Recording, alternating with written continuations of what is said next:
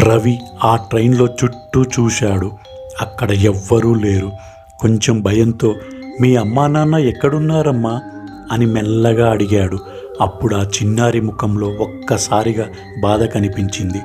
ఏడుస్తూ నెమ్మదిగా చెప్పింది, వాళ్ళు వాళ్ళు ఈ ట్రైన్లోనే తప్పిపోయారు అంకుల్. వాళ్ళ కోసమే ఎత్తుకుతున్నాను అంకుల్, కొంచెం సాయం చేస్తారా?